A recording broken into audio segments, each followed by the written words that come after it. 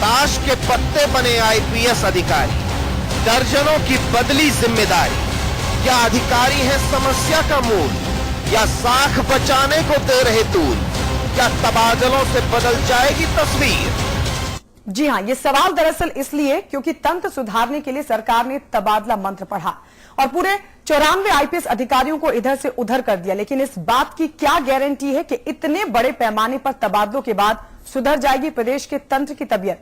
और सवाल ये भी है कि क्या सूबे में समस्याओं की सारी जिम्मेदारी केवल और केवल अधिकारियों की ही है? ताश के पत्ते बने आईपीएस अधिकारी, दर्जनों की बदली जिम्मेदारी। क्या अधिकारी हैं समस्या का मूल या साख बचाने को दे रहे तूल? क्या तबादलों से बदल जाएगी तस्वीर? दरअसल प्रदेश सरकार ने बड़े पैमाने पर फेरबदल करते हुए 94 आईपीएस अधिकारियों के तबादले कर दिए। अब सवाल यह है कि क्या तबादलों से बदल जाएगी सूबे की तस्वीर?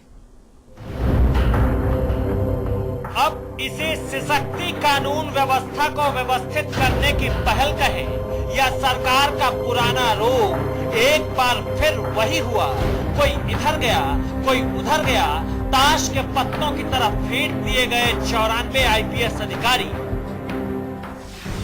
ये तबादलों की भी अजब माया है। आशीर्वाद के साये में कोई सुकून की साख पर बैठा है। कुछ ऐसे भी हैं जो शहर दर शहर घूम ही रहे हैं, कंधे पर बिस्तर का बोझ लेकर। ना कोई ठौर ना कोई ठिकाना, बिस्तर खुलने से पहले ही बांधने का फरमान आ जाता है। कहने वाले कह रहे हैं सरकार अपना घर सुधारे, सूबा खुद सुधर जाएगा। ये सरकार का एक शॉर्टकट रास्ता है जो सिर्फ लोगों को बताने के लिए है कि कानून व्यवस्था के लिए हम ट्रांसफर पोस्टिंग कर रहे हैं, जबकि सच्चाई यह है कि उन तत्वों पर लगाम लगाने की जरूरत है जिन तत्वों पर हाथ डालने से पुलिस भी घबराती है और जिनको सरकार का संरक्षण प्राप्त है। ऐसे में सिर्फ अधिकारियों की जवाबदेही तय करना, उनकी जिम्मेदारी फिक्स करना, ये उचित नहीं है। समाजवादी पार्टी को चाहिए पहले अपने आप में अपने घर में टटोलें और देखें। प्रदेश की गाड़ी को पटरी पर लाने के लिए सरकार ने गठरी बांधकर तबादले कर दिए, लेकिन विरोधी तो ताली के बजाय ताल ठोक रहे हैं। इनकी माने तो नाकामी छुपा रही है सरकार सुनहरी चादर डालकर। सरकार केवल अपनी नाकामयाबियों और असफलताओं से पर्दा लोगों का ध्यान हटाने के लिए, इस पर अपनी नाकामियों पर पर्दा डालने के लिए, अपनी कमजोरियों को छिपाने की नीयत से इस प्रकार के समय समय पर स्थानांतरण बड़े पैमाने पर करके यह प्रदेश की जनता की आंख में धूल झोंकने का काम करती है और अपनी जेब भरने का काम करती है। क्योंकि जब सरकार का इकबाल खत्म हो गया, उसकी धमक खत्म हो गई, तो कितने भी ताश के पत्तों की तरह से अधिकारियों का ट्रांसफर और स्थानांतरण करने का काम क्यों न करें, लेकिन व्यवस्था सुधरने वाली नहीं है। ताश के पत्तों की तरह तबादले करके सरकार ने तसल्ली कर ली कि तस्वीर सुधर जाएगी सूबे की, लेकिन किस किस को समझाओगे सरकार? जब दवाई में ही खोट हो तो खोट वाली दवाई इलाज क्या करेगी? वैसे भी ये बात गले से उतरती ही नहीं कि गाजीपुर में फेल अधिकारी गाजियाबाद में झंडे गाड़ देंगे।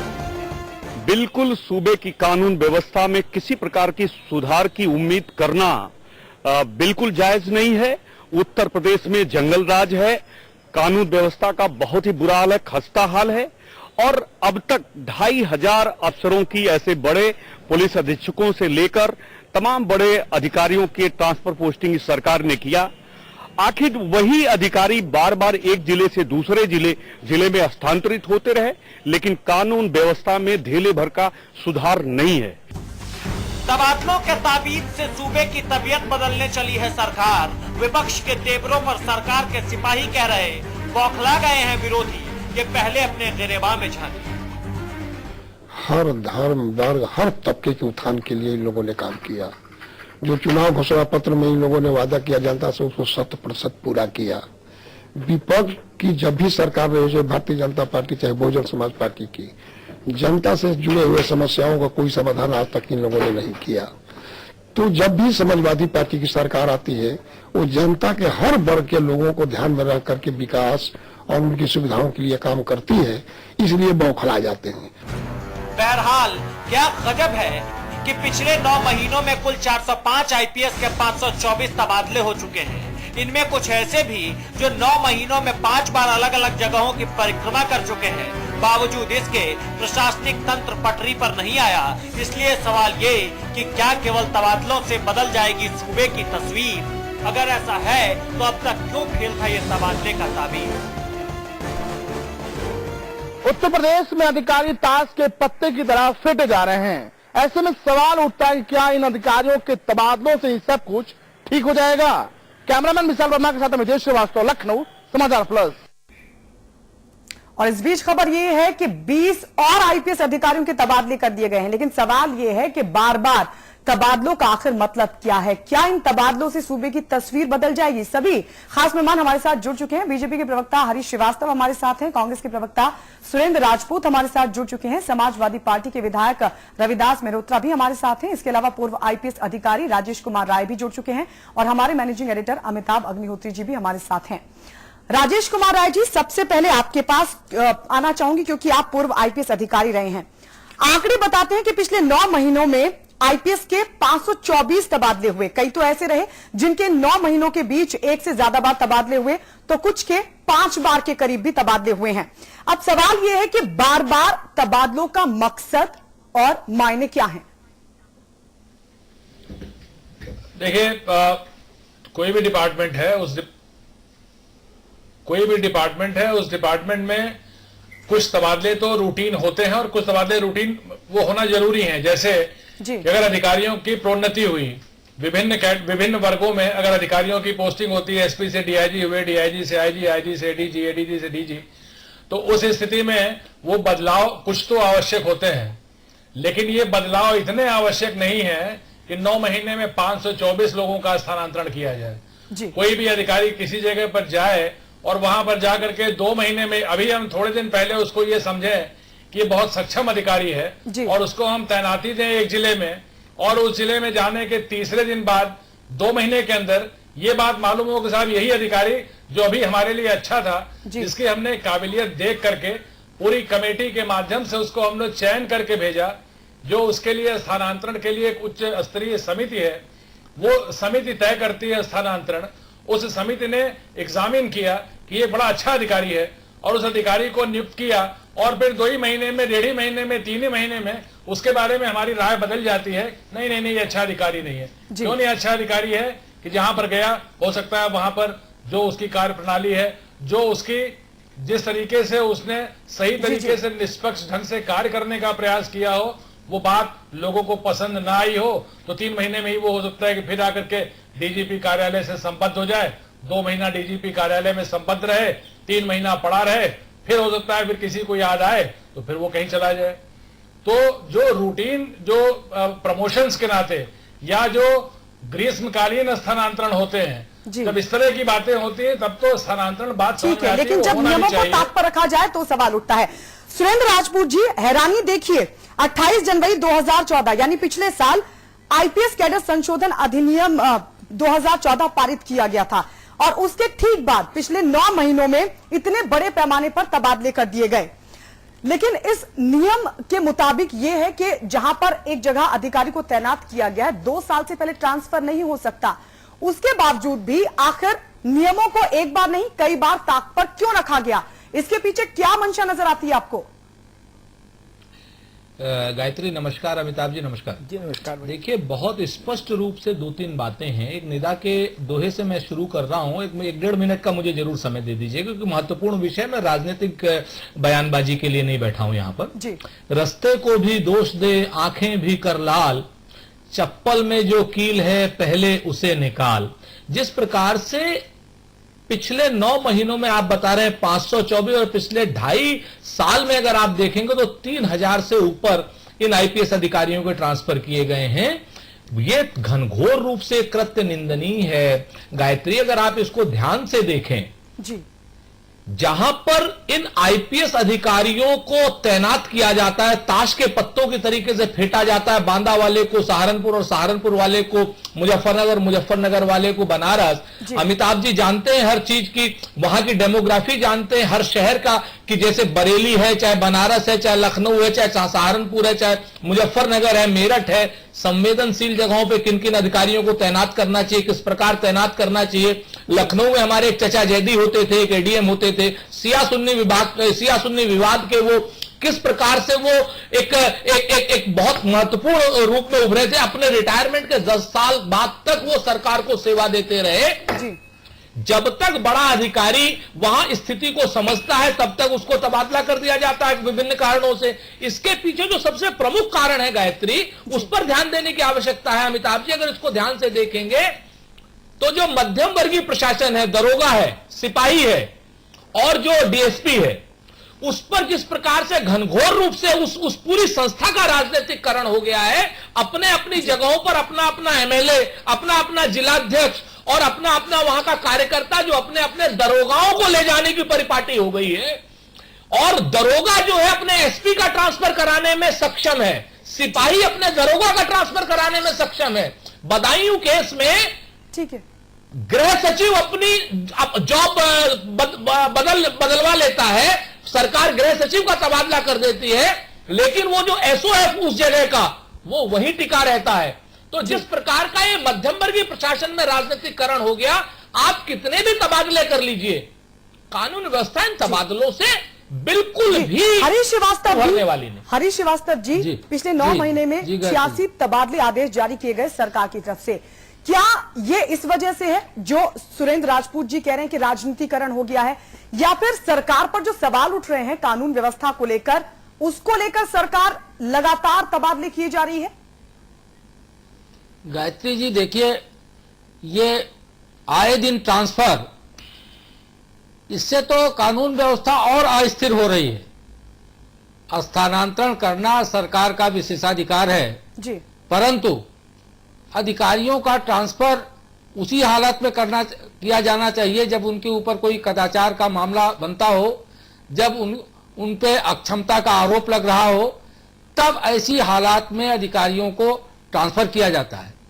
ये आए दिन ये जो अधिकारी इधर से उधर किए जा रहे हैं कि वो किस तरह से प्रशासन को नियंत्रण में करेंगे, कैसे वहां की समस्याओं को समझेंगे, कैसे उसका निदान करेंगे, आखिर उनके पास कौन सी मैकेनिज्म है। पूरी तरह से सरकार कानून व्यवस्था के मुद्दे पे फेल है और अपनी असफलता को छिपाने के लिए वो इस तरह के रोज नए प्रयोग कर रही है। उत्तर प्रदेश को उसने प्रयोगशाला बना दिया है। 3 साल के अंदर आप देखिए, चाहे वो डिस्ट्रिक्ट एडमिनिस्ट्रेशन के लोग हों, चाहे पुलिस एडमिनिस्ट्रेशन के लोग हों जी, ये जो लिस्टें आती रहती हैं, ये तो एक उद्योग का रूप ले ली हैं।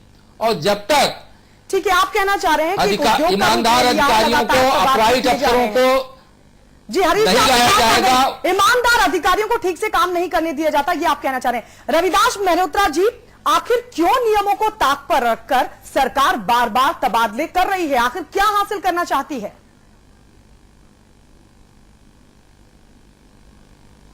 देखिए गायत्री जी, अमिताभ जी, मुझे कहना यह है कि हम लोग ये चाहते हैं कि प्रदेश में कानून व्यवस्था का राज कायम हो। हम लोग ये चाहते हैं कि प्रदेश के अंदर अगर व्यापारी कोई रुपयों से भरा हुआ बैग लेकर के जाए तो वो सुरक्षित पहुंचे। हम लोग ये चाहते हैं कि हमारी बहन और बेटियां सुरक्षित रहें। ये लगे कि अपराधियों के ऊपर अंकुश कड़ा कायम है। इसके लिए कुछ जो अधिकारी हैं जो ठीक से काम नहीं कर रहे हैं, आप बताइए कि प्रदेश में कानून व्यवस्था का राज कायम करने के लिए ये आवश्यक है कि नहीं कि जो अधिकारी ठीक से नहीं काम कर रहे हैं वो हटाए जाएं, ईमानदार छवि के अधिकारी लाए जाएं और कानून व्यवस्था का राज कायम हो प्रदेश में। इसलिए ये स्थानांतरण करने का प्रयास है। इसके माध्यम से अच्छे अधिकारी आए, ठीक से काम करें। हम लोग ये चाहते हैं कि जो ईमानदार अधिकारी हैं उनको काम करने का पूरा मौका मिले, वो ठीक से पूरा काम करें। लेकिन जहां पर कहीं कानून व्यवस्था का राज ठीक नहीं है, उसको ठीक करने के लिए वहां पर ट्रांसफर करना एक आवश्यक है। सरकार के पास यही अधिकार है कि जो अधिकारी ठीक से काम नहीं कर रहे हैं उन अधिकारियों का ट्रांसफर करा जाए।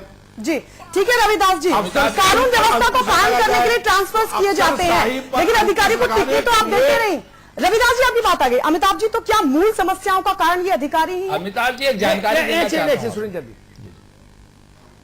रविदास जी का मैं व्यक्तिगत तौर पर बड़ा सम्मान करता हूं। समाजवादी पार्टी में जो कुछ योग्य और ईमानदार लोग हैं उनमें से रविदास जी, इन्होंने कई मसले ऐसे उठाए जो इनकी पार्टी में भी नागबार गुजरे कि इन्होंने ये मसले क्यों उठा दिए। जो मसले विपक्ष ने भी उठाने की हिम्मत नहीं की वो इन्होंने उठाए, इसलिए मैं सम्मान करता हूं। लेकिन आज बहुत विनम्रता से इनकी बात से असहमत हूं। सिद्धांत के रूप में इनकी बात सही है, 3-4 बातें एक एक लाइन में कहूंगा, भूमिका संदर्भ बाकी लोगों ने दे दिया। पहली बात तो यह समझ लेनी चाहिए वो जमाना बीत गया जब मंत्री जी के हाथ में ट्रांसफर का काम था। सुप्रीम कोर्ट यानी भारत की सबसे बड़ी अदालत ने कहा कि ट्रांसफर सरकार का मतलब खादी पहनने वालों का धंधा नहीं, आप उससे दूर रहिए। यह बात हरीश जी के लिए भी लागू, सुरेंद्र राजपूत की पार्टी पर भी लागू, रविदास जी की पार्टी पर भी लागू। खादी वालों का कोई बिजनेस ही नहीं करने का भाई। कोर्ट ने कहा आप एक बोर्ड बनाइए, वो बैठे वो तय करे। नेताओं को क्या इससे लेना देना भाई कि रामलाल एसपी रहे कि श्यामलाल रहे। लेकिन सरकारें सारी ऊर्जा उसी में लगाए हुए हैं, एसपी कौन तैनात करा ले जाए, इसी में दंड पेले हुए हैं नेता आपस में। पार्टी में हैसियत इसी से तय हो रही है कि गुरु हमने लखनऊ को एसपी बदलवा दिया या हमने कानपुर में अपना चिंटू बैठाल दिया। इसी से लंबाई नापी जा रही है सरकारों के नेताओं की। एक ही गलत बात। दूसरी बात, सुप्रीम कोर्ट ऑफ इंडिया ने प्रकाश सिंह के मामले में एक निर्णय दिया था रविदास जी।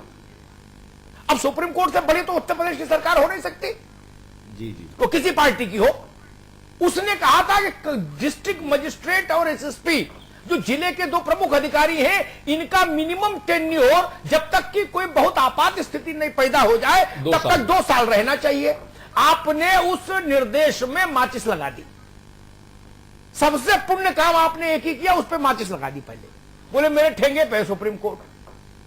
अब सवाल है कि नहीं आपके यहां भी हरीश जी बहुत सारी सरकारें हैं जो ये सब धंधा कर रही हैं, ये भी गलत है। वो सब उसी में हो, एक ही गुसल खाने में सब नहा रहे हो, लेकिन वो आज विषय नहीं है।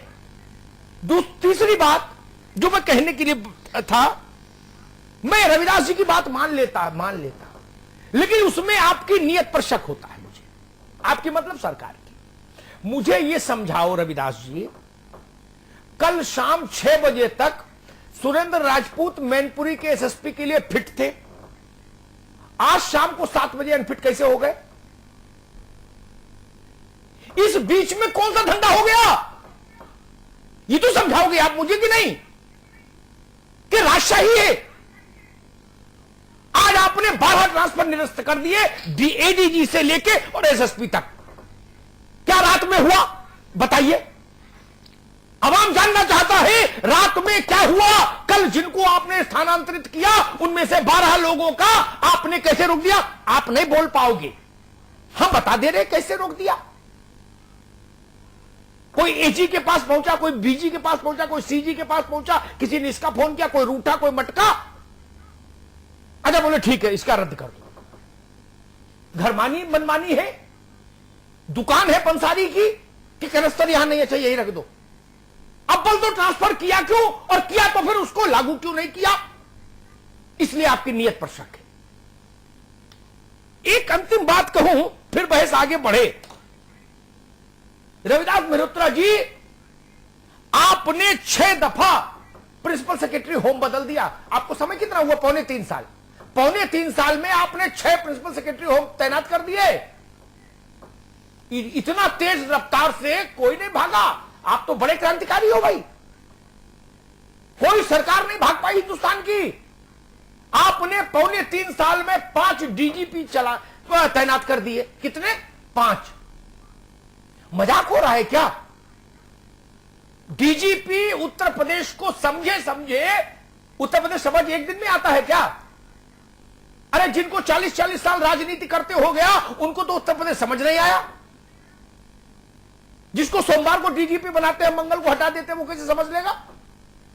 ये 5 डीजीपी आपने बदल दिए। और मूल सवाल जिसके लिए मैं बहस लेके आया हूं, मैं चाहूंगा मेरे सारे मेहमान उस पर फोकस करें, खासतौर पर रविदास जी और हमारे मित्र राजेश राय। मुझे ये समझाइए, अमिताभ अग्निहोत्री अगर बांदा में निकम्मे साबित हो गए तो बदायूं में मेरी कॉम कैसे बन जाएंगे? मुझे आप भी समझाओ ना। गाजियाबाद में निकम्मा साबित हुआ एसपी, इटावा में कार्यशील कैसे हो जाएगा? आप लोगों को ट्रांसफर नहीं कर रहे, आप प्रॉब्लम को ट्रांसफर कर देते हैं एक जगह से उठा के दूसरी जगह। रविदास जी, प्रॉब्लम कहीं जा नहीं रही, प्रॉब्लम का समाधान नहीं कर रहे आप प्रॉब्लम की शिफ्टिंग कर रहे हैं अधिकारियों के जरिए। जिस आदमी को बरेली दंगे के चलते मान लीजिए आपने हटाया, उसको फिरोजाबाद भेज दिया। क्यों भाई? अगर बरेली में वो आदमी निकम्मा था तो फिरोजाबाद में कैसे काम करेगा? इसका जवाब नहीं आपके पास। ये बड़े सवाल हैं, आपको आवाम को बताना होगा। आपने 6 प्रमुख सचिव गृह क्यों बदल दिए? यानी आपके यहां एक प्रमुख सचिव गृह का कार्यकाल 5 महीने, 5 डीजीपी बदल दिए, यानी 6 महीने का कार्यकाल, 7 महीने का कार्यकाल एक डीजीपी का। क्या कर रहे हैं? और एक उदाहरण दे देता हूं, उत्तर प्रदेश में तो गति आप लोगों ने खराब कर दी। कन्हैयालाल मीणा हुए थे 1983 बैच के आईपीएस, जानते होंगे लोग, केएल मीणा ने कन्हैयालाल में उनका 59 बार तबादला हुआ। कितना? 59 बार। किस नियम के तहत ढकेंगे आप इस बात को? किस नियम के तहत इसको छुपा लेंगे? पर्देदारी मत करिए, खुल के कहिए ना कि तबादला एक उद्योग में तब्दील हो गया है, सिफारिश का खेल है, मिठाई का खेल है, नातेदारी रिश्तेदारी क्षेत्रवाद का खेल है, जातिवाद का खेल है। वही खेल लीजिए। ये जुगाड़ तंत्र बना दिया। कल रात में आपके मुख्यमंत्री को जो लोग सही लग रहे थे वो आज रात होते होते गलत कैसे लग गए? आप फैसला करते हैं और 24 घंटा उस पर टिकते नहीं। राजेश जी, कल अगर राजेश राय मैनपुरी के लिए फिट केस थे कल शाम को 7 बजे, तो आज शाम को 7 बजे वो अनफिट कैसे हो गए? मुझे जरा समझा दीजिए।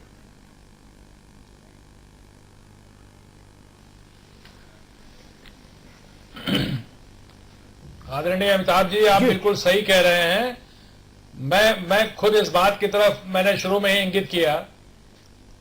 जब एक बोर्ड बना हुआ है और उस बोर्ड में, जैसा आपने कहा कि कोई खादी नहीं है उसमें, वो बोर्ड नहीं, बोर्ड का कोई मतलब ही नहीं, बोर्ड का कोई मतलब ही नॉन एग्जिस्टिंग बोर्ड है, उसके पास कुछ नहीं है, कुछ नहीं।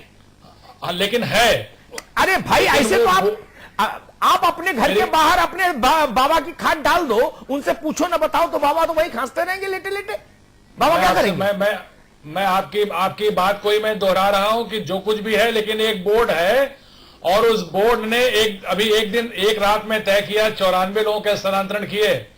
तो अगर वो जिन लोगों को 12 लोगों को रोकना पड़ा, 12 लोगों को बदलना पड़ा, तो वो बोर्ड एक दिन और ले लेता, एक दिन और लेकर के कायदे से समीक्षा कर लेता। भंग कर देना चाहिए जो नियमों के खिलाफ काम कर रहा है। राजेश राय जी, नहीं, उसको भंग इसलिए नहीं कर सकते कि वही बोर्ड है जो सुप्रीम कोर्ट के आदेश के तहत बना हुआ है।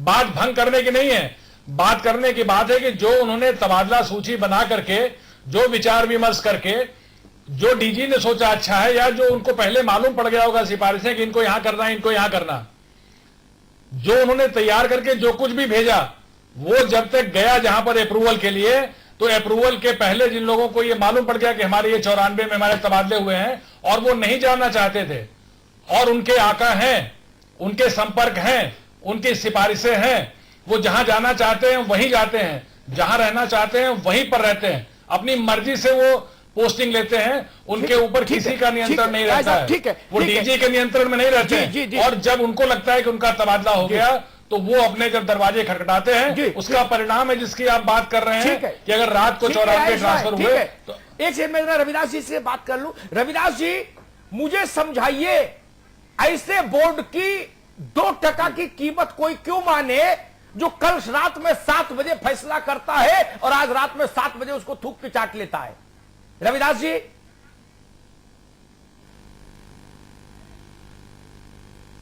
देखिए अमिताभ जी, जो आपने कुछ बातें कही हैं उनमें से कुछ बातों से मैं सहमत हूं, और ईमानदारी के साथ जो है वो ट्रांसफर होने चाहिए। ट्रांसफर में कोई जाति, कोई सिफारिश या इस तरह की बात होना ठीक नहीं है। जो अधिकारी सक्षम हैं, ठीक हैं, उन अधिकारियों की पोस्टिंग होनी चाहिए। दूसरी बात ये कहनी है, जो आपने एक बात कही है कि अगर कोई अधिकारी 6 महीने कहीं काम कर रहा है तो उसको कई बार मौका दिया गया कि आप यहां पर जो कानून व्यवस्था है उसको ठीक करने का काम करिए। आप जो है आपके जिले के अंदर कानून का राज कायम हो, आपके जिले के अंदर अपराध रुके, और जिस हटाया जाएगा उसको एक दिन पहले वो तो वहां रहेगा ही। अगर मान लीजिए 6 महीने के बाद तो कल उसको हटाया जाएगा, तो ये कहना ठीक नहीं। ये उदाहरण मिसफिट है। नहीं, ये उदाहरण मिसफिट है। नहीं, ये उदाहरण मिसफिट है। ये उदाहरण मिसफिट है। मैं नाम लेके उदाहरण दे देता हूं, सीधी बात हो, खरी बात हो।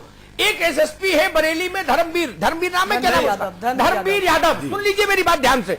धर्मवीर यादव पिछले 3.25 साल में जहां जहां तैनात रहा, गौर से सुनिएगा, जहां जहां तैनात रहा वहां वहां दंगा हुआ, वहां वहां, फिर भी वो एसएसपी है।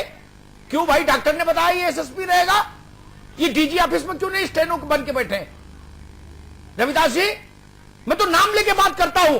ओंकार सिंह मेरठ के एसएसपी, उसके एक दिन में 7 हत्याएं हुई, कल उसको हटाया, आज रोक दिया। हमको दिखता नहीं ये मिठाई का खेल है, ये प्रभाव का खेल है, ये सिफारिश का खेल है, ये जुगाड़ का खेल है।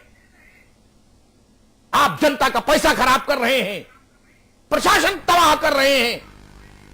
मैं तो नाम लेके पूछता हूं। अमिताभ जी, जी अमिताभ जी, अमिताभ जी, मैंने पहले आपसे कहा कि आपकी कुछ बातों से मैं सहमत हूं।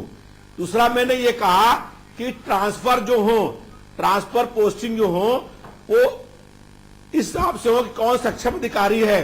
कोई जोड़ तोड़ से, कोई जुगाड़ से, कोई सिफारिश से ट्रांसफर होना ठीक नहीं है। ट्रांसफर की एक नीति हो और ईमानदारी के साथ उसके ट्रांसफर हो, और उसके पीछे उद्देश्य ये हो कि कानून का राज प्रदेश पे कायम होगा। रविदास जी, उसके पीछे उद्देश्य ये हो कि हमारी बहनें और बेटियां बात अच्छी है, रहेंगी। बात अच्छी। सुरेंद्र राजपूत जी, उसके जो ठीक है रविदास जी, आपकी बात आई, आपके पास फिर लौट रहे हैं। सुरेंद्र जी, रविदास जी बड़ी अच्छी बात कह रहे हैं, कानून का राज स्थापित हो, बहनें सुरक्षित रहे, भाई सुरक्षित रहे, बच्चे सुरक्षित रहे, अकलियत सुरक्षित रहे, सब लोग सुरक्षित रहे, अच्छी बात है। कानून का राज स्थापित हो, इसकी जिम्मेदारी क्या कांग्रेस को दी गई है या भाजपा को या बसपा को? मतलब किसको करना है, मुझे उसका पता बताओ, मैं उससे बात करूं। रविदास जी ने तो बता दिया, कोई मेरा तो लेना देना नहीं है समाजवादी पार्टी का, तो फिर किसका लेना देना है? रविदास जी भले नहीं, ये अमिताभ जी, क्या मैंने ये नहीं कहा कि मेरा लेन देन नहीं है। मैंने अरे रविदास जी सुन लीजिए, कानून का राज कायम हो तो कौन करेगा महाराज? सुरेंद्र राजपूत नहीं कर सकते ना, अमिताभ बच्चन से नहीं होगा। मैं होता तो धर्मवीर यादव को डीजी ऑफिस से अटैच रखता, मैं होता तो धर्मवीर यादव को डीजी ऑफिस से अटैच रखता। जिस आदमी का रिकॉर्ड ही दंगा है उसको कैसे एसएसपी बना देता मैं? कानून का राज कौन कायम करेगा? सुरेंद्र जी, अमिताभ जी मैं आपको बताऊं कि एक एसपी और है साहब, सीतापुर में है, जो 2005 में पुलिस भर्ती घोटाले में शायद जेल भी जा चुके हैं, ऐसा मुझे बताया है किसी पत्रकार ने। तो ये बहुत उपयोगी है, आगे तक जाएंगे, ये आगे तक जाएंगे। ये कृष्णन साहब हैं। तो आप एक चीज फिर से मैं आपको बता दूं कि जो समाजवादी पार्टी के मित्र जिनको आप लाए हैं आज की बहस में, सच्चाई ये है कि ये तो हमारी भाषा इनको बोलनी चाहिए और ये भाषा बोलने के लिए कोशिश भी कर रहे हैं, लेकिन क्या करें, विधायक हैं वहां के, सबसे बड़ी चीज यहां पर यह है कि मैं आपको फिर से इंगित कर रहा हूं कि बड़े पदों पर तो आपकी सिफारिश का खेल चल रहा है बड़े लोगों की, लेकिन उसके अंदर भी एक बहुत बड़ा खेल चल रहा है अमिताभ जी। उसकी तरफ भी देखिए, जो उसके नीचे लोग हैं उन पर जिस प्रकार का खेल चल रहा है वो बड़ा अद्भुत है। वो दरोगाओं का, सिपाहियों का, और इसके अलावा सुरेन जी मैं दरोगा और थानेदारों पर कई बार बहस कर चुका, उनका बाइफरकेशन बता चुका। आज केवल बात करेंगे आईएएस आईपीएस। आपने मखौल बना दिया इन दो केंद्रीय सेवा के अधिकारियों का। मैं पूरी बात से आपकी सहमत हूं, और जिस प्रकार से सुप्रीम कोर्ट का कानून, सुप्रीम कोर्ट ने जो आपको आदेशित किया है 2014 में, उसका कठोर रूप से अनुपालन हो, पुलिस रिफॉर्म्स यहां पर आवे, ये इसके, लेकिन ये करे तो करे क्या भाई? सबसे बड़ी चीज है ना कि इस सिरे से उस सिरे तक सब शरीके जुर्म है। कोई जमानत पर रिहा है, कोई फरार है। जहां तबादलों की किसी को भनक लगने लगती है, जिस प्रकार से आपने कहा, वहीं पर पहुंच का खेल शुरू हो जाता है। मिठाई खटाई सारी चीजों के खेल शुरू हो जाते हैं, और जो जहां पर चाहता है, मैं आपके चैनल के माध्यम से देख रहा हूं, जो जहां पर चाहता है अपनी पहुंच से वो वहीं पर तबादला हरीश जी, हरीश जी मुझे ये समझाइए, जब हिंदुस्तान आजाद हुआ, राज्यों में चुनाव हुए, नई नई सरकारें आई, गोविंद वल्लभ पंत जी उत्तर प्रदेश के पहले मुख्यमंत्री हुए, तब से लेकर और नरेंद्र दत्त और वीर बहादुर के समय तक ये प्रक्रिया रही कि भाई मुख्यमंत्री और कोई और होगा और गृह मंत्री कोई और होगा। नरेंद्र दत्त मुख्यमंत्री तो गोपीनाथ दीक्षित गृह मंत्री। फिर एक समय ऐसा आया जब गृह मंत्री का पद ही विलुप्त हो गया। नियुक्ति एवं कार्मिक और गृह, ये मुख्यमंत्री ने अपने खूंटे से बांध के रखा, चाहे कोई रहा हो। क्यों मुख्यमंत्री क्यों रखें अपने पास गृह और कार्मिक? सवाल इस चीज का नहीं है अमिताभ जी कि मुख्यमंत्री कौन सा विभाग रखे और कौन सा विभाग इसका बड़ा सवाल है, बड़ा सवाल है, बिल्कुल सवाल है। सवाल नहीं, सवाल इस चीज का है नहीं, इसका पहले इसका ही यही तय हो जाए। इसका सवाल है और बहुत महत्वपूर्ण सवाल है। मैंने यूं ही नहीं पूछा हरीश श्रीवास्तव जी।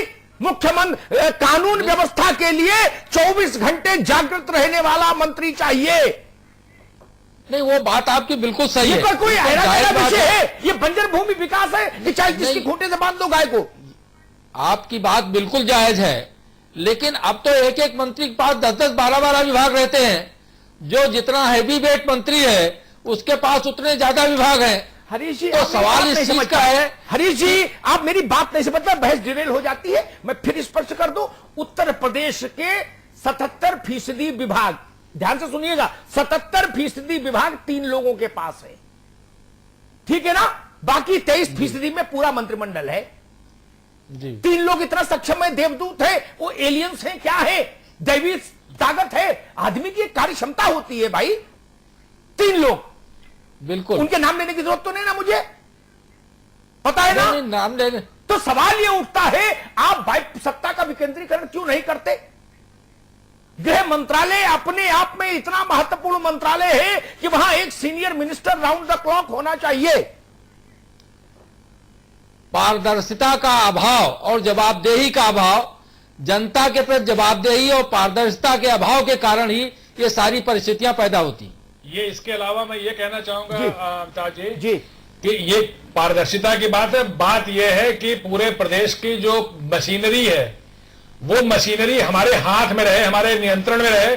जो हम कहें वो करे, जो हम कहें वो करने वाला अगर मौजूद है तो वो हमारा है, वो कहीं भी जाएगा, वो जाता रहेगा। और जो हम कहें वो न करे, जो कानून की राह दिखाए, जो सही बात की राह दिखाए, वो हमारा नहीं है, वो हमें नापसंद है। जब तक कानून की राह हमारे पक्ष में चल रही है तब तक वो अधिकारी ठीक है, लेकिन जिस दिन कानून नियम हमारे पक्ष में नहीं है और वो आदमी कानून के पक्ष में खड़ा है तो वो हमारा आदमी नहीं है। एक बात और ऐसा आदमी हमें नहीं चाहिए। ठीक है राजेश राय ने अच्छी बात की। हरीश जी, मैंने ये सवाल उत्तर प्रदेश के एक वरिष्ठ आईपीएस अधिकारी से किया कि मुख्यमंत्री क्यों रखते हैं अपने पास गृह मंत्रालय, तो मालूम उन्होंने क्या उत्तर दिया? मेरे साथ एक पारिवारिक समारोह में थे वो, उन्होंने कहा कि भैया मुख्यमंत्रियों को डर ये लगता है कि अगर गृह मंत्री बना दिया किसी वरिष्ठ आदमी को, ताकतवर आदमी को, तो मेरे पास तो कोई एसपी सैल्यूट मारने नहीं आएगा और सारा खेल तो पुलिस का है, सत्ता तो पुलिस के जरिए चलानी है, कानून के जरिए तो चलानी नहीं। कानून के जरिए सत्ता चलानी हो तो जरूरत ही नहीं कि दरोगा हमारा है या सुरेंद्र राजपूत का है, दरोगा कानून का रहेगा जी। कोई विधायक हो, कोई सांसद हो, कोई सरकार हो। दिक्कत तो वहां पर है, ये चोरी चकारी करने की जरूरत तो वहां पर पड़ती है जहां हम अपने लिए लॉयल ढूंढते हैं, संविधान के लिए नहीं, जी। कानून के लिए लॉयल नहीं ढूंढ रहे हम। मुझे रविदास जी की पार्टी से यही तकलीफ है, सरकार से। आपने 3,500 ट्रांसफर कर दिए, 3,500 ट्रांसफर का परिणाम क्या रहा ये तो आवाम को बताइए। एक आंकड़ा मैं देता, हो सकता मैं गलत हूं, गायत्री शायद ब्रेक पे जाना चाह रही है, वो तो आवाम के सामने है। हरीश जी एक मिनट, एक आंकड़ा देता हूं, सुरेंद्र जी आप भी चेक कराइएगा, रविदास जी आप भी।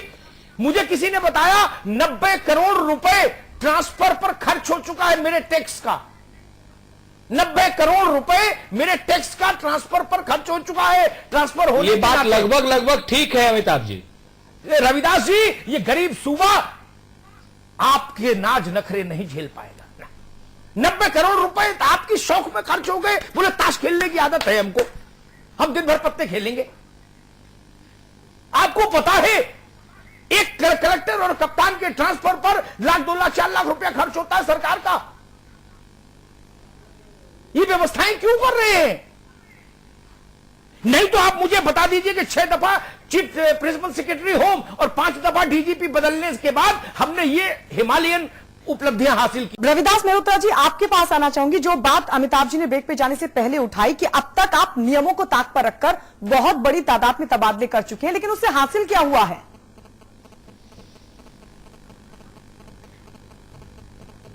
देखिए गायत्री जी, अमिताभ जी की जो बात है वो कुछ माने में ठीक है। हम लोग ये चाहते हैं कि प्रदेश में कानून का राज कायम हो।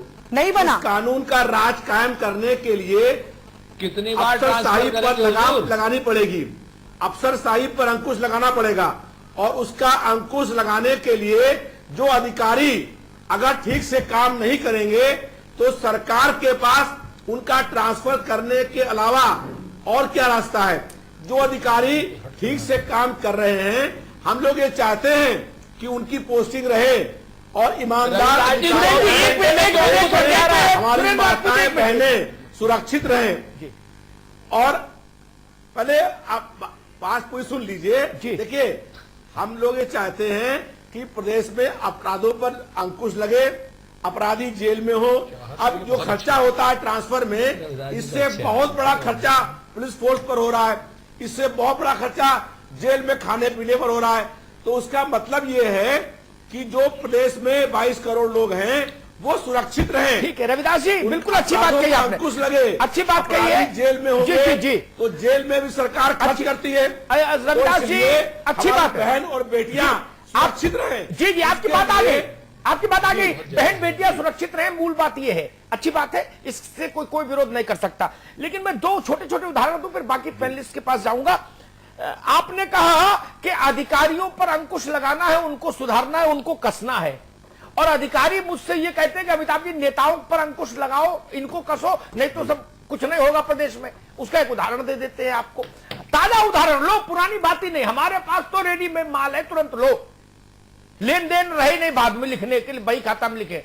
कल फर्रुखाबाद में नहीं, रविदास जी एक मिनट, नहीं, ताजा उदाहरण लीजिए रविदास जी, नहीं, ताजा उदाहरण लीजिए अपनी पार्टी का, ताजा, पूरा प्रदेश इंडाइटेड हो।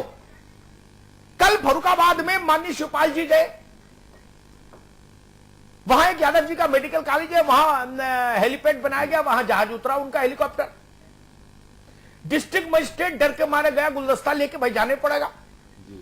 सुरेंद्र जी सुन लेना, समाजवादी पार्टी के आपके जो जिले के नेता लोग थे, उनने नारा लगाना शुरू कर दिया, ये सपा का दुश्मन है, ये यादव विरोधी है। और इन नारे के बीच में जैसे ही कलेक्टर फर्रुखाबाद आगे बढ़ा शिवपाल जी को गुलदस्ता देने, उसको गिरा लिया और गिरा के कूच दिया। वो तो भला हो उसके साथ कमांडो थे जो उसको एस्कॉर्ट करके घसीट के निकाल लाए। इन पर अंकुश कौन लगाएगा भैया? इनका ट्रांसफर कहां से होगा? सुरेंद्र जी, इनका ट्रांसफर कौन करेगा? अधिकारी का तो कर दोगे, इनका कौन करेगा जो कलेक्टर को मार रहे हैं, कप्तान को मार रहे हैं, तहसीलदार को मार रहे हैं, एडीएम को मार रहे हैं? ये सरकार जिस प्रकार से चलने की बात है, सरकार जनता के लिए बनी है, लेकिन ये सरकार तो इस प्रकार से होगी कि जैसे समाजवादी पार्टी के कारकुनों के लिए नहीं, कार्यकर्ताओं के लिए नहीं, समाजवादी पार्टी के मठाधीशों के लिए और गुंडों के लिए हो गई।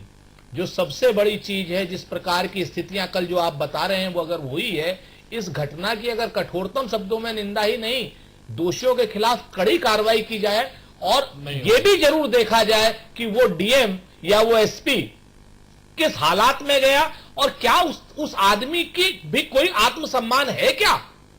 अगर उस आदमी का आत्मसम्मान है अमिताभ जी, तो फिर उन कार्यकर्ताओं को कचर के मरवाना चाहिए उस आदमी को। लेकिन वो खुद में भी कितना आत्मसम्मानित है, आत्मबल कितना है, यह भी देखना पड़ेगा। ये सारे अधिकारी जिस प्रकार से राजनीतिक भय और द्वेष के कारण एक दूसरे के चारण हो गए हैं, इसको देखने की जरूरत है अमिताभ जी। मैं आपको बताऊं, ठीक है, ठीक है, कोई सम्मानित आदमी इस प्रकार से अपना आपकी बात सहन नहीं कर सकता। सुरेंद्र जी, आपकी बात एक सीमा तक ठीक है। हरीश श्रीवास्तव जी, रविदास भाई कह रहे हैं अधिकारियों को कसना है तो ट्रांसफर बहुत जरूरी है। अधिकारी मुझसे कहते हैं कि ये समाजवादी पार्टी के जो बाहुबली हैं, इनको कसना बहुत जरूरी है, नहीं तो सूबे में काम नहीं चलेगा। क्या किया जाए? अधिकारियों को तो ये कस लेंगे, उनको कौन कसेगा? ये जो डीएम को मार रहे हैं। ये कानून व्यवस्था का राज कायम करने के लिए राजनीतिक दखल इनको बंद करना पड़ेगा, इनको हस्तक्षेप बंद करना पड़ेगा और ईमानदार और अपराइट अफसरों को क्षेत्र में लाना पड़ेगा, उनको सही जगह पे लाना पड़ेगा, उनको निर्णय लेने की और काम करने की छूट देनी पड़ेगी। ये ट्रांसफर से ये अधिकारियों पे अंकुश नहीं लगेगा। ये जब सही और ईमानदार और अपराइट अफसरों को ये काम देंगे, उनको एग्जीक्यूटिव जगह पे लाएंगे, तभी अधिकारी और ये प्रशासन ठीक होगा। ठीक है, अजय राजेश राय से भी ये सवाल पूछ। राजेश राय जी, बाबुओं को सिपाही, दरोगा, डीजी, इनको तो सरकार पत्ते की तरफ फेंट लेगी, ठीक है ना, चाहे राजी चाहे कुराजी। लेकिन ये जो लोग कोतवाल को गोली से मारे दे रहे हैं, दरोगा की पैंट उतार ले रहे हैं, डीएम को कुछ धक्का देके गिरा रहे हैं, तहसीलदार को कुर्सी से पटक रहे हैं, टोल पर बंदूक चला रहे हैं, एससीओ की टोपी अपनी राइफल की नोक से उछाल दे रहे हैं सड़क पर, इनका क्या होगा? इन पर अंकुश कौन लगाएगा? ये अत्यंत शर्मनाक और निंदनीय है जी। अमिताभ जी, इनका मनोबल तो एक दिन के अंदर टूट जाएगा अगर इनको, जिनका जहां से इनको भी संरक्षण प्राप्त है, वो संरक्षण, वो डोर कट जाए, इनका मनोबल तो एक दिन के अंदर टूट जाएगा। ये इसलिए इनका मनोबल है कि इन्हें मालूम है कि इनका कुछ हो नहीं सकता, और जब जो करने के लिए तैयार है, जहां पे लोग कर ले रहे हैं, वहां पर इस तरह की किसी की हिम्मत नहीं पड़ रही है। ये भी तो उसी संरक्षण में, जिस संरक्षण की बात आप अधिकारियों के लिए कर रहे थे कि लोगों के आका है, जहां जाना चाहते हैं वहां रहते हैं, वही संरक्षण तो इस तरह के लोगों के ऊपर भी है जो मन चाहे काम करते हैं, जो जिनके ऊपर संरक्षण है वो जो चाहे कर लें, और उनको ये मालूम है कि यही लखनऊ की बात है, आपको मालूम है, आपकी जानकारी में है, मालूम है, सिपाही मनमानी कर रहा था, उसका स्थानांतरण कर दिया एसएसपी ने, उसको इंस्पेक्टर ने, समाचार पत्रों में था, उसको इंस्पेक्टर ने लाइन हाजिर कर दिया। मुझे नहीं पता, मैंने समाचार माध्यम से पढ़ा कि उसने इंस्पेक्टर से कहा कि आप राइफल लेके कमरे में घुस गया, आप मुझे कैसे यहां से मुझे यहां से रवाना कैसे कर सकते हैं? और उसने कहा मैं अभी लौट के आता हूं, मैं लौट के आऊंगा। जो भी उसने कहा वो लौट के आया, एसएसपी का ट्रांसफर हो गया 2 दिन के अंदर। जब मनोबल किन्हीं भी आधारों पे, राजेश जी, चाहे वो राजेश राय, पार्टी के आधार पे, राजेश राय, ये आपने छोटा उदाहरण दिया। कल 2 सिपाही, दरोगा नहीं, कल 2 सिपाही मुरादाबाद में वहां के डीआईजी के कमरे में घुस के डीआईजी को गाली दिया है, दारू पी के। बिल्कुल, पता है आपको? बिल्कुल, सिपाही डीआईजी को ललकार रहा है, और समाजवादी पार्टी के उद्दंड कार्यकर्ता कलेक्टर को मार रहे हैं। रविदास जी, इस पर कौन सा कानून बनाओगे भाई? अमिताभ जी, अब कानून का इकबाल, आप इस बात से कानून का इकबाल उत्तर प्रदेश में क्या रह गया, इसका अंदाज बखूबी लगा सकते हैं। मैं रविदास जी से पूछ लूं। और इस सब का इलाज केवल कानून का इकबाल कायम होना है। अगर उत्तर प्रदेश में कानून का इकबाल कायम होगा। रविदास जी, जल्दी से जवाब दीजिए। जी देखिए, जो सिपाही डीआईजी के ऑफिस में घुस गए, ऐसे सिपाहियों के खिलाफ कार्रवाई हो, उनको मुकदमा कायम हो, वो बंद हो। उद्दंड कार्यकर्ताओं के खिलाफ कौन सा कानून होगा रविदास जी? काम कर रहे हैं उन पर भी अंकुश, उन पर भी गायत्री जी, मैं वही कह रहा हूं, पूरी बात सुन लीजिए कि जो दबंग या बाहुबली हैं और वो गुंडई कोई करते हैं, उसको भी रोकने के लिए कड़ी से कड़ी कार्रवाई होनी चाहिए। हम लोग ये चाहते हैं कि प्रदेश के अंदर चाहे पुलिस के अधिकारी हो, अगर वो ठीक से काम नहीं करते हैं तो उन पर भी अंकुश लगे, और जो बाहुबली या दबंग या माफिया या गुंडे या अपराधी हैं, उनके ऊपर भी अंकुश लगना चाहिए, उनके खिलाफ भी कार्रवाई होनी चाहिए। और इसलिए हमारा कहना यह है कि उत्तर प्रदेश के अंदर हम लोग ये चाहते हैं हमारी बहनों, बेटियां और 22 करोड़ लोग सुरक्षित रहें। कोई गुंडा, माफिया, अपराधी, बाहुबली या कोई दबंग व्यक्ति किसी निर्दोष, किसी कमजोर, किसी असहाय, किसी बेबस, लाचार आदमी को परेशान नहीं कर पाए। लेकिन ऐसा नहीं हो रहा, इसलिए सुबह की तस्वीर यही है। सुरेंद्र जी, माफी के साथ कहना चाहेंगे, वक्त की कमी, अमिताभ जी संपादक। एक लाइन बात कहना चाह रहा हूं, गायत्री आप इजाजत दे दीजिए जी। बहुत संक्षेप में, लेकिन बहुत छोटी सी। देखिए, रविदास जी ने बहुत अच्छी बात कही कि माफिया के खिलाफ भी कार्रवाई हो, गुंडों के खिलाफ भी कार्रवाई, इन कारकुनों के खिलाफ भी कार्रवाई और अधिकारियों के भी खिलाफ कार्रवाई हो। लेकिन इन माफिया और अधिकारियों का जो गठबंधन है, जो एक वर्ग इनके साथ जुड़ जाता है और दूसरे वर्ग के विरोध में काम करने लगते हैं, इस गठबंधन या ठगबंधन के खिलाफ अगर कार्रवाई होगी तो सारी समस्याएं अपने आप, अधिकारी भी वर्ग बन जाता है, अधिकारी भी एक पार्टी बन जाता है। ठीक है सुरेंद्र जी, अमिताभ जी संपादक रविदास जी आ चुकी है। रविदास जी हिंदी के कवि हैं, विष्णु सक्सेना, बड़े लोकप्रिय कवि हैं। उनकी एक बड़ी प्रसिद्ध कविता है, उसकी एक पंक्ति है, तुम भी समझ रहे हो, हम भी समझ रहे हैं, है ना। कौन किससे क्या कहे, आप भी समझ रहे हो, मैं भी समझ रहा हूं। मूल समस्या मालूम क्या है? लोहिया वाहिनी युवजन सभा का आदमी आया, उसने एसडीएम को मारना शुरू किया, मान लीजिए, और एसडीएम ने गलती से पूछ लिया कि भाई मेरी गलती क्या, क्यों मार रहे? तो वो कहेगा जी आप जानते नहीं मैं कौन हूं।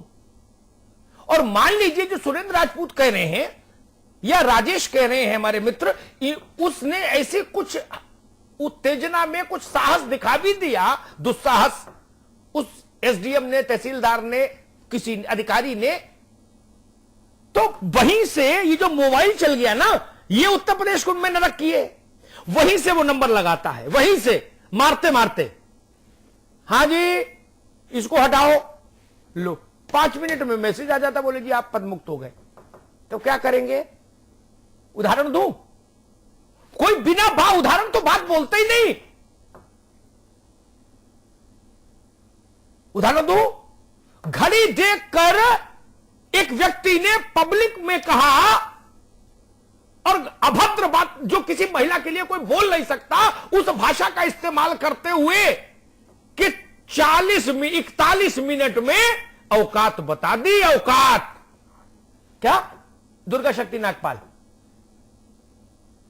जो लोग हिंदुस्तान की सबसे बड़ी सेवा पास कर, परीक्षा पास करके आए हैं, वो 8 में फेल लोगों से औकात सीखेंगे? रविदास जी, जिनके खिलाफ मुकदमे दर्ज है थानों में, जिनके खिलाफ हिस्ट्री शीटर्स है, जिनकी फोटो थानों में लगी, वो आईएएस और आईपीएस अधिकारियों को औकात बता रहे हैं प्रदेश में। जो मोटरसाइकिल चोरी में पकड़े गए, सट्टा चलवाने में पकड़े गए, अवैध शराब में बंद हुए अपने जीवन काल में, क्योंकि आजादी की लड़ाई लड़के आए हैं क्या लोग? जो खनन का अवैध कार्यकाल, काले कारोबार में संलिप्त है, वो लोग किनको औकात बता रहे हैं? जो लोग सिविल सर्विसेज को क्लियर करके आए हैं। कहीं तो रोको इस पतन को। सवाल है, चलो ठीक है, मंत्रिमंडल राजनीतिक सत्ता है, संवैधानिक सत्ता है, उसकी मान्यता होनी चाहिए, लेकिन आपने तो 500 मंत्रिमंडल क्रिएट कर दिया उत्तर प्रदेश में। हर मोहल्ले में एक दबंग सरकार चला रहा है। जाके अधिकारियों से कभी कंधे पे हाथ रख के पूछिए रविदास जी, कितनी घुटन में जी रहे हैं वो। मुझसे कहते हैं और स्वाभाविक है आपसे भी कहते होंगे, सुरेंद्र भाई से भी कहते होंगे, हरीश जी से भी कहते होंगे, सबके मित्र हैं। शाम को किसी अधिकारी को फोन लगा लूं रात में तो वो कहता है अग्निहोत्री जी बस आज का दिन कटा, समझो भगवान की बड़ी कृपा है। बोले इतनी घुटन है कि दवा खाने से भी ब्लड प्रेशर कंट्रोल नहीं हो रहा। कोई भी अनपढ़ अंगूठा छाप चला आ रहा है, गाली देके चला जा रहा है। दरोगा एसपी के सामने उठ कुर्सी से खड़ा होने को तैयार नहीं। एसपी आईजी डीआईजी को ठेके पे मार रहा है। जिस शहर में आप रहते हैं रविदास जी, उस शहर के एसएसपी किसी आईजी डीआईजी को गांठते हैं क्या? जिस शहर में आप लोग बैठे हो बताओ मुझे, सुरेंद्र जी गांठते हैं? नहीं, उनका रिकॉर्ड रहा, कभी नहीं गांठा, तो यहां क्या गांठेंगे? किस मुंह से आईजी डीआईजी आदेश देगा उनको? मुझे बताइए ना, किस मुंह से आदेश देगा? आईजी डीआईजी की हैसियत है? ये क्या किया आपने? पूरा प्रोटोकॉल पलट दिया। ठीक कह रहे थे सुरेंद्र राजपूत, सिपाही दरोगा के कंटाप मार रहा, दरोगा सीओ के घंटाप मार रहा, सीओ एसपी के मार रहा, एसपी आईजी डीआईजी के मार रहा, एडीजी डीजी के मार रहा। ये परिस्थिति पैदा कर दी। गंगा सागर से गंगोत्री जा रही है गंगा, हजारों साल से गंगोत्री से चल के गंगा सागर जाती है। आपने जो गंगा बहाई वो ये बहा दी। गाजियाबाद में एक एसएसपी था नई उम्र का, एक सिपाही से उलझ गया तो उसका तबादला हो गया। एक सिपाही से उलझा था। एसएसपी और सिपाही का कोई हायरार्की में कोई वो है क्या तुलना? नहीं है ना। लेकिन पता नहीं वो कहां से कनेक्टेड था भाई, कौन से पावर हाउस जनरेटर ग्रिड से, पावर जनरेटर से तो नहीं होगा, वो तो मुझे लगता है ग्रिड से कनेक्टेड होगा सीधे। जनरेटर वाले में इतनी पावर नहीं आती, वो तो ग्रिड से ही कनेक्टेड होगा। शहीद हो गए एसएसपी, सिपाही ने उसको हटवा दिया। उसके बाद से थाने में मेज पे पांव रख के बैठने लगा। यह परिस्थिति क्यों पैदा कर दी? इससे कुछ नहीं होगा। कल आपने एक निर्णय लिया, आप 24 घंटा उस निर्णय पर नहीं टिक पाए। रविदास जी क्यों करते हैं ऐसा काम? क्यों करती है सरकारें ऐसा काम? अगर ये सारे लोग योग्य थे तो बदले क्यों?